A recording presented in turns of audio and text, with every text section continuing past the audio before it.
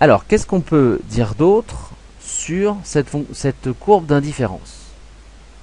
Alors, ce qu'il faut bien comprendre, c'est que cette courbe d'indifférence, ne permet pas de dire que l'individu préfère dans l'absolu aller au cinéma par rapport à aller au restaurant. La manière dont l'individu perçoit l'utilité d'aller au cinéma et au restaurant, ça dépend de combien de fois par semaine il va au cinéma. Quand on passe de 6 à 5, si on passe de 6 à 5, combien tu es prêt à aller au cinéma en plus pour compenser cette fois en moins au restaurant? Et la réponse à cette question s'appelle le bénéfice marginal. Très bien. Alors essayons de comprendre pourquoi est-ce qu'on a parlé de bénéfice marginal. Eh bien, en fait, on a posé la question à l'individu: si tu passes de 6 fois au restaurant et qu'on t'en retire une, et tu passes à 5 fois au restaurant par mois, combien est-ce que tu es prêt à accepter de places de cinéma en échange pour être au même niveau de satisfaction? La réponse à cette question-là, elle nous donne des indications sur le plaisir qu'a ressenti l'individu lors de la 6e visite au restaurant. En effet, si vous regardez, on demande à l'individu qu'est-ce qui se passe si au lieu d'y aller 6 fois, tu y vas 5 fois. Donc on est bien en train de lui d'isoler cette 6e fois, puisque on essaye de voir ce qui se passe quand on passe de 6 à 5. On isole cette 6e fois. Et donc on lui demande, en fait, essentiellement, la question qu'on lui pose, c'est à combien tu valorises, à combien valorises-tu, ce serait plus joli, à combien valorises-tu la 6e visite au restaurant? Et l'individu dit, bah moi je valorise cette 6e visite au restaurant à 2 places de cinéma, puisque si vous me retirez cette 6e visite et qu'on passe à 5 visites au restaurant par mois, eh bien je veux en échange avoir 2 places de cinéma en plus, et donc aller au cinéma 5 fois, et c'était donc notre point ici, le point B. Et donc on lui pose la question sur toutes les quantités possibles et imaginables de visites au restaurant et de cinéma, et on a toutes les réponses que cet individu peut nous donner, et ces réponses sont donc le bénéfice marginal, c'est-à-dire ici, quand l'individu y va 6 fois, eh bien le bénéfice marginal de cette 6e fois, c'est le nombre de places de cinéma qu'il est prêt à accepter pour compenser le fait que il n'ira pas 6 fois en fait. Cette 6e fois elle n'existera pas, il n'ira que 5 fois. Et ça c'est donc le bénéfice marginal du restaurant quand les quantités de restaurants sont égales à 6. Pourquoi c'est important de préciser quand les quantités de restaurants sont égales à 6? Parce que le bénéfice marginal, il n'est pas constant. Et c'est tout à fait logique. C'est tout à fait logique si vous dites que l'individu, il a tendance à se lasser un petit peu. On a dit que quand l'individu allait 6 fois au restaurant par mois, son bénéfice marginal de la 6e, donc le bénéfice de la 6e visite au restaurant, était de 2 cinémas, hein, de 2 places de cinéma. Mais qu'est-ce qui se passe quand on a dit que l'individu, en fait, il y allait que 5 fois, et qu'on disait à l'individu, au lieu d'y aller 5 fois, en fait, tu vas y aller 4 fois. Quand on a posé cette question-là pour passer de 5 à 4, en fait, on a essayé d'isoler le bénéfice marginal associé à la 5e visite au restaurant. S'il ne peut plus aller au restaurant 5 fois mais 4 fois, on isole en fait le bénéfice de cette 5e visite au restaurant. Et ce bénéfice de cette 5e visite au restaurant, on avait dit, eh bien l'individu avait dit, moi je suis d'accord pour abandonner cette 5e visite au restaurant par mois, mais il va falloir me compenser en cinéma pour que je reste au même niveau de satisfaction, et il va falloir me compenser de 3, on avait dit, de 3 places de cinéma. Donc ça nous emmenait quelque part par ici à 8. On continue le truc, hop, et on avait le point C. Et donc vous voyez là que le bénéfice marginal, il n'est pas constant. Quand l'individu allait 6 fois au restaurant, il était prêt à échanger cette 6e fois au restaurant contre 2 places de cinéma. Mais quand l'individu va 5 fois au restaurant, donc ici, il est prêt à échanger cette 5e place au restaurant contre 3 places de cinéma. Donc le bénéfice marginal du restaurant quand il y va 5 fois, à ce moment-là, devient 3. Vous voyez qu'il a augmenté. Et il a augmenté pourquoi? Parce que là, le restaurant devient de plus en plus rare.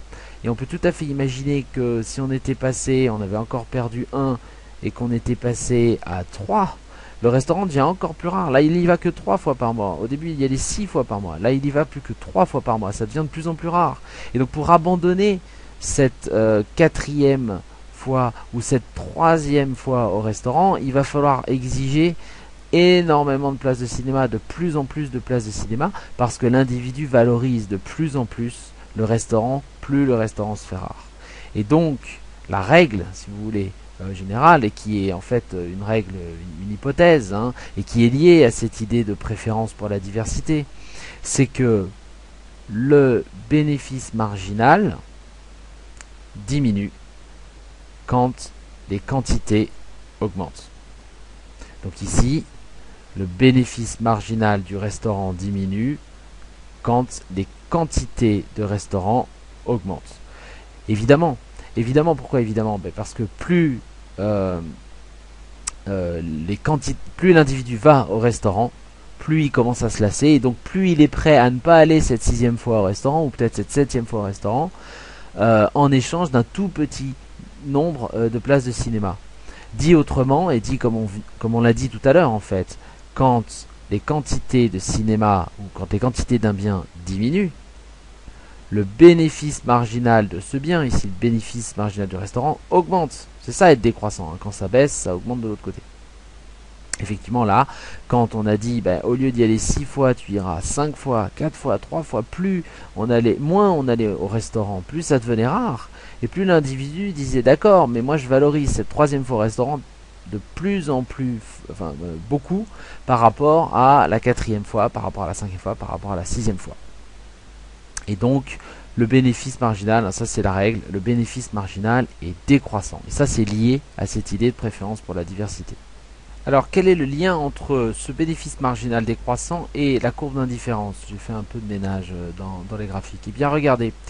Tout simplement, le bénéfice marginal décroissant, ça veut dire que plus vous baissez les quantités de restaurants auxquels va l'individu, plus il les valorise, c'est-à-dire plus il échange contre ces quantités de restaurants-là, ces dernières unités de restaurants, la 6e, la 5e, la 4e, la 3e, etc., contre de plus en plus d'unités de cinéma. Je vais continuer. Bon, j'ai continué ça en mauve, mais enfin en magenta, mais on va continuer ça par là, c'est pas beau.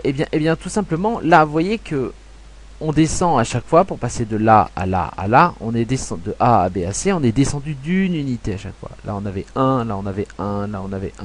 Et vous voyez que là, en fait, pour passer de A à B à C, on a augmenté toujours plus. Donc là, on baisse de 1, là, on augmente toujours plus. C'est donc bien décroissant et convexe. Le bénéfice marginal, regardez, là, hop, là on avait plus 2. Et puis ensuite, là on a eu plus 3. Donc on a baissé de 1, on a eu plus 2 dans un sens. Après on a rebaissé de 1, on a eu plus 3 dans l'autre sens.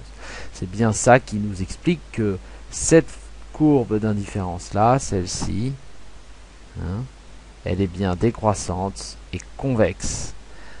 Et c'est en fait la forme traditionnelle des courbes d'indifférence, décroissante convexe. Effectivement, c'est pas toujours le cas. Vous aurez des exercices, vous aurez des cas particuliers avec des courbes d'indifférence qui peuvent être à angle droit, de droite à angle droit. Vous pouvez avoir des courbes d'indifférence qui sont des droites, hein, parfaitement droites, mais ça c'est plutôt l'exception que le cas général. Dans la plupart du temps, vous aurez des courbes d'indifférence qui sont décroissantes convexes, et ça c'est lié au fait que le bénéfice marginal est décroissant, et donc qu'il y a une préférence pour la diversité, c'est-à-dire que plus vous arrivez à 0, plus proche vous arrivez à 0 parce qu'on réduit les quantités de restaurants de plus en plus, et plus l'individu dit bon c'est de plus en plus problématique parce que moi j'aime bien consommer au moins un petit peu de restaurants, et donc j'accepte de baisser ces unités, mais pour des quantités de plus en plus grandes de cinéma en échange. Donc le bénéfice, juste pour finir, le bénéfice marginal donc est décroissant. Et quel est l'autre nom du bénéfice marginal? Quel est l'autre nom du bénéfice marginal? Eh bien, dans probablement vos cours ou ce que vous avez peut-être vu ailleurs, le bénéfice marginal, il s'appelle également taux marginal de substitution. Et c'est exactement la même chose, c'est juste un mot un peu complet, un peu plus complexe pour dire en fait la même chose. Le bénéfice marginal, c'est tout simplement le taux marginal de substitution. Le taux marginal de substitution, on peut le calculer, on verra ça plus tard, avec une présentation un peu plus algébrique de l'utilité et des goûts des consommateurs et des préférences des consommateurs. Mais tout ce que j'ai dit à propos du bénéfice marginal, c'était que pour vous compreniez en fait l'intuition du bénéfice associé à la sixième unité de restaurant, puis à la cinquième unité de restaurant, quatrième, etc. Et c'est dit en termes compliqués, c'est aussi dit en termes compliqués, et ces termes compliqués, c'est le taux marginal de substitution. Pourquoi taux marginal de substitution? Marginal parce qu'à chaque fois on s'intéresse à la sixième, ou à la cinquième, ou à la quatrième, ou à la troisième. Taux de substitution parce que c'est effectivement quelque chose qui met en relation deux choses, le cinéma, les quantités de cinéma et ici les quantités de restaurant, et on demande eh bien si je retire une unité de restaurant, combien je suis prêt, c'est cinéma ici, combien je suis prêt à accepter de cinéma en échange, donc à quel taux je suis prêt à accepter du cinéma en échange. Et si on prend un exemple, eh bien, le bénéfice marginal du restaurant quand les quantités de restaurant étaient égales à 6, on avait dit que c'était égal à 2 unités de cinéma. Ça, c'était égal à 2 cinémas. Et en fait, c'est un taux. C'est un taux pourquoi? Parce qu'en fait, c'est 2 pour 1. C'est-à-dire, c'est 2 cinémas pour 1 restaurant. Et ce 1 restaurant, c'est pas n'importe quel restaurant, c'est pas une moyenne ça. C'est 2 cinémas pour la dernière unité de restaurant, c'est-à-dire la sixième unité de restaurant. Si on prenait un autre exemple, quand on a dit le bénéfice marginal, qu'on pourrait écrire comme ça, quand les quantités de restaurants sont 5, voilà comment on pourrait l'écrire, il était égal à 3. Hein, quand on est passé de 5 ici à 8 ici, plus 3, alors que vous voyez, on était passé ici on demandait quelle est la valeur de cette cinquième unité de restaurant, donc si jamais on passait de 5 à 4. On avait dit que c'était 3. Donc le bénéfice marginal de la cinquième unité de restaurant, c'est 3. Autrement dit, c'est un taux. Pourquoi? Bien sûr, on ne voit pas le ratio, mais en fait, c'est 3 divisé par 1 ici. Ça veut dire quoi? Ça veut dire que 3 cinémas pour 1 restaurant, sachant que ce 1 restaurant, c'est pas n'importe quel 1 restaurant, c'est pas une moyenne. Ce 1 restaurant, c'est le cinquième restaurant. Et si ça avait été bénéfice marginal du quatrième restaurant, eh bien ce serait peut-être un chiffre encore plus grand, puisque plus les quantités de restaurants baissent, plus le bénéfice associé à une unité de restaurant augmente. Et donc on conclura sur cette idée que si le bénéfice marginal, en fait, ça correspond à peu près, même pas à peu près, ça correspond au taux marginal de substitution, eh bien, le taux marginal de substitution est décroissant. Voilà, si vous voulez faire le lien avec des termes un peu plus techniques, eh bien, le taux marginal de substitution est décroissant, et on verra dans les vidéos où on fera un peu plus d'algèbre sur l'utilité du consommateur, eh bien, on essaiera de comprendre, de calculer et de montrer peut-être algébriquement pourquoi et comment il est décroissant.